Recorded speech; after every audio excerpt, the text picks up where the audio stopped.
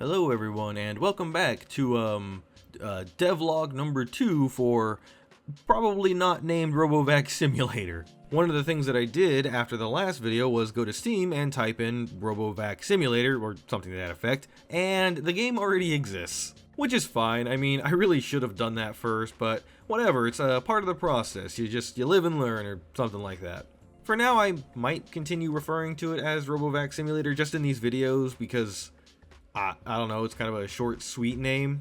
Obviously, I'm not going to release it under that name. I'll have to think of something else, but just to keep things simple, I'll call it that. I don't know what I'm going to do about titling these videos anymore, but that's something for slightly future me to figure out, I guess. Anyway, with that out of the way, you can see I have moved on to scripting. I still have several models that I want to make. I just, well, honestly, I kind of ran out of the easy things to make, like the box-shaped refrigerator and the box-shaped microwave. So there's still some more modeling to do and obviously some texture stuff, but scripting, it's my favorite part. I'm pretty sure I mentioned that last time, but I really enjoy writing little scripts and programming is just fun. So I thought, hey, I've got a few assets that can, be in the game world. Let's go ahead and do some scripting. Now, even though I mentioned having used Unity for a long time, I still had to refamiliarize myself with the program, which is fine. After I eventually got my bearings, I was able to simply import the robot vacuum cleaner and a couple of different models that I had made, and the first thing I noticed is that everything is to scale. Back when I was learning 3D modeling, I kind of didn't care about world scale. I would just open up, 3ds Max at that time and just make something and be like, yeah, that's good. But then it would come back and bite me in the butt every time I would be like, oh, look at this spoon that is now 700 meters in length because I didn't remember to set the scale correctly. I'm sure most things are going to need some kind of fine-tuning, but everything looks mostly correct. As for the scripts that I'm actually going to need to make this game, a game, I'll need the ability to move the robot vacuum, some kind of battery life system, which is also going to function as a timer for each level. I think I'm leaning towards a kind of score-based system, so if you cleaned 100% of the area within 30 seconds, right, you get an A+. But if you only clean 10% of it and it takes you your entire battery life, that's obviously a failing grade. Then a place to begin and end the level, which would be like a docking station for a robot vacuum. Those should all be relatively easy. In fact, movement, the first thing I went with was adding force because it's a rigid body. I might change that because it kind of has some weird physics stuff going on.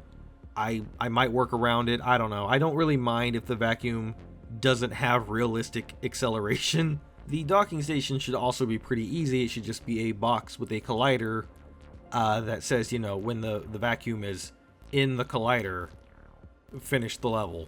I'll have to do a little bit of extra work if I want to use the exact same setup for the beginning of the level, because it'll start in the collider and then when it leaves it, it needs to activate it. But that'll just require some scripting trickery probably. The absolute hardest part, I'm pretty sure, is going to be how to actually do the cleaning part of the game. My initial thought was to have a bunch of really small paint splatter looking things, or maybe just circular textures, I don't know, but a bunch of really small ones of those, and then as the robot vacuum drives over them, it would delete that one or just disable it or whatever, and then there would be a script that would keep track of that, and it would translate mathematically into a percentage. The problem is I don't know if that would look good. What I mean is, in my head, I'm picturing, for example, just a square texture, right? A red square texture, you spilled red paint or whatever, I don't know. But all of that big square is made up of a bunch of smaller squares. Which is a bunch of small squares make up one big square, and then you clean up one of the small squares, and then you're left with this big square that's missing a corner, basically. And if you use some other kind of weird shape, like an actual paint splatter shape, it might look fine if the shape is kind of it's not a regular shape, I guess, but I'm not sure. I'll have to toy with that. And the reason I thought to go that way with a bunch of small textures making up a big one is because I don't know how to erase part of a texture in Unity. If you were to go to Photoshop or something and you had a plain red square that also had an alpha layer, and then you just drug your mouse on the eraser tool, just drug it over that, you would erase part of that texture and see what's underneath, which is exactly what I want this to be. A good friend of mine who's very artistic was like, oh, just use a mask, and I'll be honest, I don't know how masks work in Photoshop, let alone in Unity. After a bit of research, it did kind of seem like that was what I wanted it to do, but it was also like really complicated. And unfortunately, this isn't like a system that can easily be refactored later. If I decided right now, this weekend I guess, to do the mini small textures method, I couldn't go back in a couple weeks and just be like, oh, well, let's just make that one big texture and then change these 2 lines of code to fix it. So it would be better for me to decide right now, do I want to just do the air quotes easy, I don't actually know if it's going to be very easy, but the easy big texture idea, or spend a lot of time trying to learn how to do this masking thing? The answer probably should be to go with the latter because I think it would look better, but I'm gonna see how this goes over the next few days and how I actually want to spend that time. But anyway, that should be the hardest scripting thing. After that, I'll have to make a menu and a pause menu, which is fine, I guess, a GUI. I will have to make what is essentially a character select screen for your robot vacuum.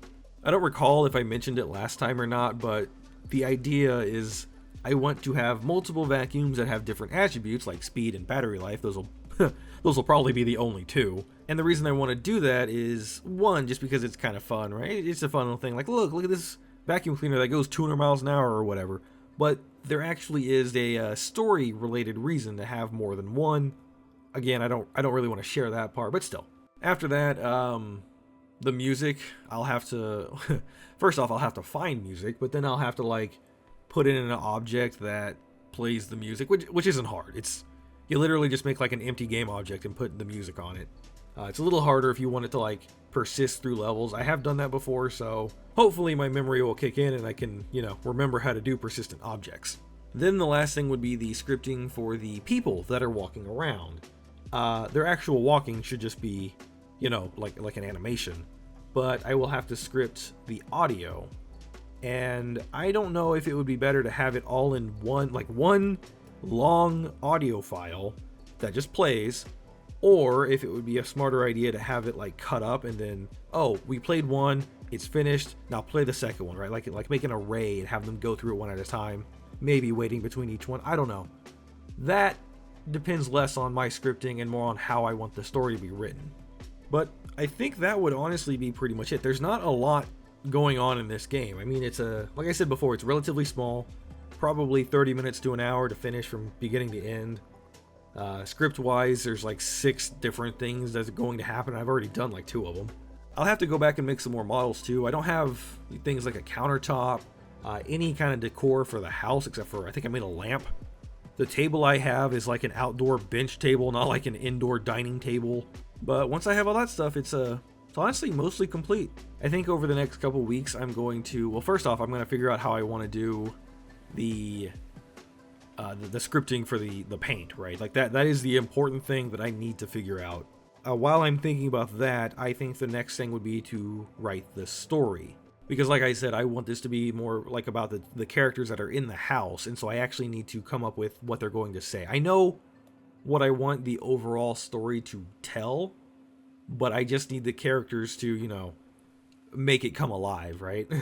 Anyway, thanks everybody for watching this episode 2 of maybe not called Robot Vacuum Simulator Game Devlog. Have a good one, everybody.